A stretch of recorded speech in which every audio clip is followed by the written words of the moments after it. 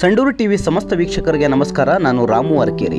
ಸಂಡೂರಿನ ಛತ್ರಪತಿ ಶಿವಾಜಿ ವಿದ್ಯಾಮಂದಿರದಲ್ಲಿ ಕ್ಷೇತ್ರ ಶಿಕ್ಷಣಾಧಿಕಾರಿಗಳ ಕಾರ್ಯಾಲಯ ಹಾಗೂ JSW ಫೌಂಡೇಶನ್ ಸಹಯೋಗದಲ್ಲಿ ರಾಷ್ಟ್ರೀಯ ವಿಜ್ಞಾನ ದಿನಾಚರಣೆ ಹಾಗೂ ವಿಜ್ಞಾನ ಮಾದರಿ ವಸ್ತು ಪ್ರದರ್ಶನ ಕಾರ್ಯಕ್ರಮವನ್ನು ಆಯೋಜಿಸಲಾಗಿತ್ತು. ಕಾರ್ಯಕ್ರಮವನ್ನು ಶಾಸಕಿ ಅನ್ನಪೂರ್ಣ ತುಕಾರಾಮ್ ಉದ್ಘಾಟಿಸಿದರು.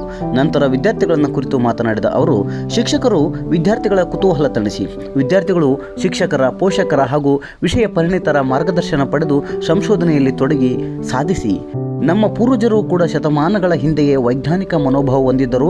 ಇದಕ್ಕೆ ರಾಮಾಯಣದ ಪುಷ್ಪಕ ವಿಮಾನವೇ ಉದಾಹರಣೆ ಎಂದರು. ನಮ್ಮ ಹಿರಿಯರು ಕೂಡ ಇಂಥೆಲ್ಲ ಸಂಶೋಧನೆಗಳನ್ನು ಮಾಡಿದ್ರು. ನೀವು ರಾಮಾಯಣ ಮಹಾಭಾರತ ಎಲ್ಲ ಓದುತ್ತೀರಲ್ಲ, ರಾಮಾಯಣ ಇದು ಕಾಲಘಟ್ಟದಲ್ಲಿ ನಮ್ಮ ಸೀತೆಯನ್ನ ರಾವಣ ತಗೊಂಡು ಹೋಗ್ತಾನೆ. ಯಾವ್ದ್ರಲ್ಲಿ ತಗೊಂಡು ಹೋಗ್ತಾನೆ? ಪುಷ್ಪಕ ವಿಮಾನದಲ್ಲಿ. ಅಂದ್ರೆ ಆಗಿನ ಕಾಲಮಾನದಲ್ಲಿ ಕೂಡ ವಿಮಾನ ಇತ್ತು ಅಂತೇಳಿ ನೀವೆಲ್ಲ ಹೋಗ್ತಿರಲ್ಲ. ಅವಾಗ ನಮ್ಮ ಹಿರಿಯರು ಕೂಡ ಇಂಥ ಸಂಶೋಧನೆಗಳಿಗೆ ಮುಂದಾಗ್ತಿದ್ರು ಅಂತಂದೇಳಿ ತಾವೆಲ್ಲ ಹೋಗ್ತೀರಿ, ಹೌದಾ? ಅದಾದ್ಮೇಲೆ ನಾನು ನಿಮ್ಮ ವಯಸ್ಸಿನಾಗಿದ್ದಾಗ ನಾವೊಂದು ಮಾಯಾ ಬಜಾರ್ ಅಂತೇಳಿ ಒಂದು ಪಿಕ್ಚರ್ ನೋಡಿರ್ತೀವಿ. ಆ ಮಾಯಾ ಬಜಾರ್ ಪಿಕ್ಚರ್ನಲ್ಲಿ ಆ ಚಲನಚಿತ್ರದ ನಾಯಕಿ ಶಶಿರೇಖಾ ಅಂತೇಳಿ ಆಗಿ ಅವಳು ಏನು ಮಾಡ್ತಾಳೆ, ಅವಳು ಯಾರೋ ಒಬ್ಬರನ್ನ ಪ್ರೀತಿಸಿರ್ತಾಳೆ. ಅವ್ರ ಮನೇಲಿ ವಿರೋಧ ವ್ಯಕ್ತಪಡಿಸಿದಾಗ ಅವಳು ಓಡೋಡೋಗಿ ಬಾಗ್ಲಾಕೊಂಡು ಒಂದು ಮಾಯಾಪೆಟ್ಟಿಗೆಯನ್ನು ತೆಗೆದು ಅವಳು ಯಾರನ್ನು ಪ್ರೀತಿಸಿರ್ತಾಳೆ ಅವ್ರ ಜೊತೆ ಮಾತಾಡ್ತಾಳೆ. ನಿಮ್ಮ ಕುತೂಹಲನ ಯಾವ ಶಿಕ್ಷಕರ ತಣಿಸೋದಿಲ್ಲ, ಅವನು ಉತ್ತಮ ಶಿಕ್ಷಕ ಅಲ್ಲ ಅಂತೇಳಿ ನಾನು ಇವತ್ತು ಹೇಳೋದಕ್ಕೆ ಬಯಸ್ತೀನಿ. ಯಾಕಂದರೆ ಮಕ್ಕಳ ಪ್ರತಿಯೊಂದು ಕುತೂಹಲನ ಒಬ್ಬ ಸಮರ್ಥವಾದ ಶಿಕ್ಷಕ ತಣಿಸ್ಬೇಕು. ಹಾಗೆ ನಾವು ಕೇಳಿದ ಪ್ರಶ್ನೆಗಳಿಗೆ ಸಮಾಧಾನವಾದ ಉತ್ತರ, ಸೂಕ್ತವಾದ ಉತ್ತರವನ್ನು ಕಂಡುಕೊಳ್ಳೋದ ನಿಟ್ಟಿನಲ್ಲಿ ನಮ್ಮೆಲ್ಲ ಶಿಕ್ಷಕ ಸಮುದಾಯಗಳು ಕೆಲಸ ಮಾಡಲಿ ಅಂತೇಳಿ ನಾನು ಈ ಸಂದರ್ಭದಲ್ಲಿ ಹೇಳೋದಕ್ಕೆ ಬಯಸ್ತೀನಿ. ಯಾಕಂದರೆ ದಿನನಿತ್ಯ ಮಕ್ಕಳು ಕೂಡ ಅಪ್ಡೇಟ್ ಆಗ್ತಾ ಇದ್ದಾರೆ. ಅವರು ಕೂಡ ಹೊಸ ಹೊಸ ಒಂದು ಪ್ರಶ್ನೆಗಳಿಗೆ ತಯಾರಾಗ್ತಾ ಇದ್ದಾರೆ. ಅದನ್ನು ಉತ್ತರ ಕಂಡುಕೊಳ್ಳೋಂಥ ಒಂದು ನಿಟ್ಟಿನಲ್ಲಿ ಕೂಡ ನಮ್ಮ ಮಕ್ಕಳು ಇವತ್ತೆಲ್ಲರೂ ಅವ್ರವ್ರು ಅನ್ನೋದು ಎಲ್ಲ ಮಕ್ಕಳು ಕೂಡ ಇವತ್ತು ತುಂಬ ಚೆನ್ನಾಗಿ ತಮ್ಮ ಓದಿನಲ್ಲಾಗಿರ್ಬೋದು, ತಮ್ಮ ಏನು ಪ್ರಶ್ನೆಗಳಿಗೆ ಉತ್ತರ ಕಂಡುಕೊಳ್ಳೋ ನಿಟ್ಟಿನಲ್ಲಿ ಕೂಡ ಎಲ್ಲ ಮಕ್ಕಳು ಇವತ್ತು ಅತ್ಯಂತ ಚುರುಕಿನಿಂದ ಕೆಲಸ ಮಾಡ್ತಾ ಇದ್ದಾರೆ.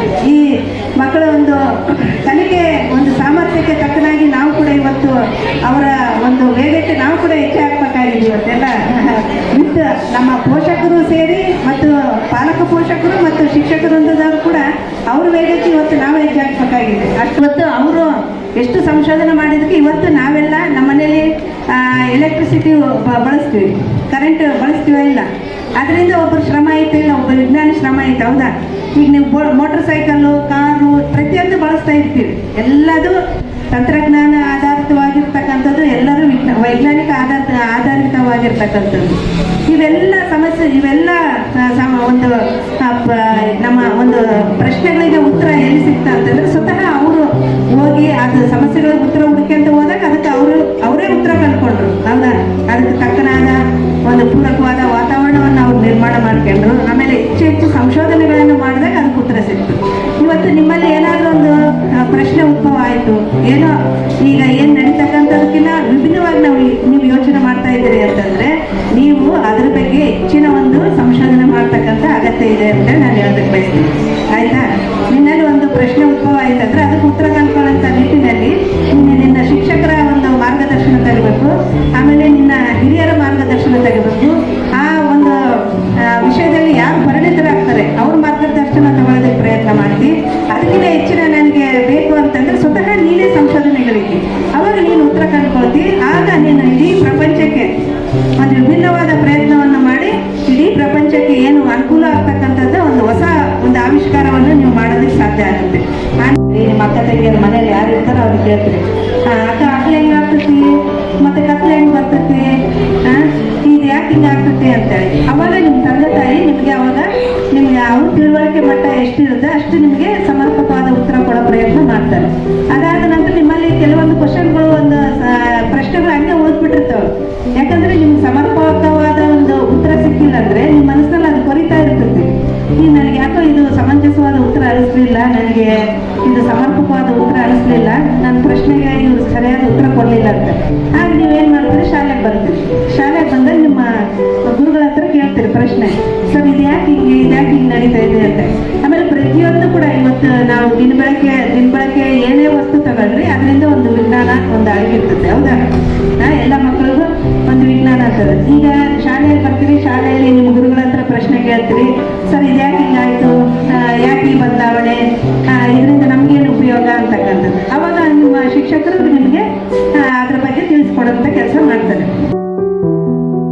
ತಹಸೀಲ್ದಾರ್ ಅನಿಲ್ ಕುಮಾರ್ ಮಕ್ಕಳಿಗೆ ಪ್ರತಿಜ್ಞಾವಿಧಿ ಬೋಧಿಸಿದರು.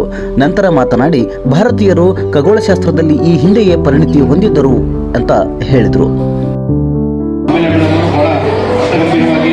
ಆಗಿನ ಕಾಲದಲ್ಲೇ ನಾವು ವಿಜ್ಞಾನದಲ್ಲಿ ಎಷ್ಟು ಮುಂದುವರೆದಿದ್ವಿ ಅಂತ ಹೇಳಿದ್ರು. ನೀವು ಕೆಲವು ಹಳೆಯ ದೇವಸ್ಥಾನಗಳಲ್ಲಿ ಭೇಟಿ ಕೊಡ್ರಿ, ಅಲ್ಲಿ ಬಹಳಷ್ಟು ಆವಿಷ್ಕಾರಗಳು, ಆಗಿನ ಕಾಲದಲ್ಲಿ ಏನೇನು ಆವಿಷ್ಕಾರಗಳು ಅವು ಕೆತ್ತನೆಗಳು ಅವಾಗೇ ಆಗಿದೆ. ಈ ಫೋನ್ ಏನು ನಾವು ಈಗ ಯೂಸ್ ಮಾಡ್ತಾ ಇದೀವಿ, ಆಗಿನ ಕಾಲದಲ್ಲಿ ಯೂಸ್ ಮಾಡಿ ಕೆತ್ತನೆಗಳು. ಈಗ ನಾವು ಸ್ಕೇಟಿಂಗ್ ಆಡ್ತೀವಲ್ಲ, ಆ ಸ್ಕೇಟಿಂಗ್ ಆಗಿನ ಕಾಲಕ್ಕೆ ಇತ್ತು. ಪುಷ್ಪಕ ವಿಮಾನನೇ ಇತ್ತು. ಖಗೋಳದಲ್ಲಿ ನಮ್ಮ ಭಾರತೀಯರು ಪಡೆದಷ್ಟು ಪರಿಣಿತಿ ಯಾವ ದೇಶದಲ್ಲೂ ಪಡೆದಿರಲಿಲ್ಲ ಆಗಿನ ಕಾಲದಲ್ಲಿ. ಇನ್ನು ವೇದಿಕೆ ಕಾರ್ಯಕ್ರಮದ ನಂತರ ಶಾಸಕಿ ಅನ್ನಪೂರ್ಣ ತುಕಾರಾಂ ತಾಲೂಕಿನ ವಿವಿಧ ಶಾಲೆಗಳಿಂದ ಆಗಮಿಸಿದ್ದ ಪ್ರೌಢ ಮತ್ತು ಪ್ರಾಥಮಿಕ ಶಾಲೆಗಳ ಮಕ್ಕಳ ವಿಜ್ಞಾನ ಮಾದರಿ ವಸ್ತು ಪ್ರದರ್ಶನಕ್ಕೆ ಚಾಲನೆ ನೀಡಿ ವಿದ್ಯಾರ್ಥಿಗಳಿಂದ ತಯಾರಿಸಲ್ಪಟ್ಟಿದ್ದ ವಿಜ್ಞಾನ ಮಾದರಿಗಳನ್ನು ವೀಕ್ಷಿಸಿ ಮಾಹಿತಿ ಪಡೆದರು.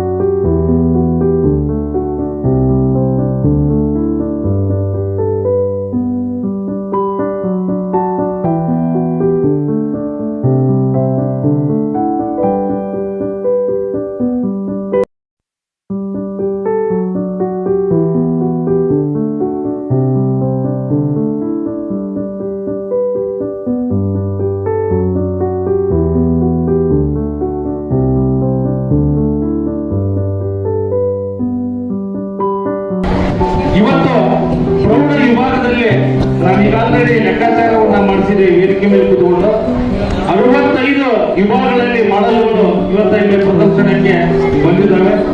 ಪ್ರಾಥಮಿಕ ಹಂತದಲ್ಲಿ 91 ಮಾಡಲ್ಗಳನ್ನ ಇವತ್ತು ಸ್ವತಃ ಮಕ್ಕಳೇ ನಮ್ಮ ಶಿಕ್ಷಕರ ಮಾರ್ಗದರ್ಶನದ ಮೂಲಕ ಅವುಗಳನ್ನು ರೆಡಿ ಮಾಡ್ಕೊಂಡು ಬಂದಿದ್ದಾರೆ.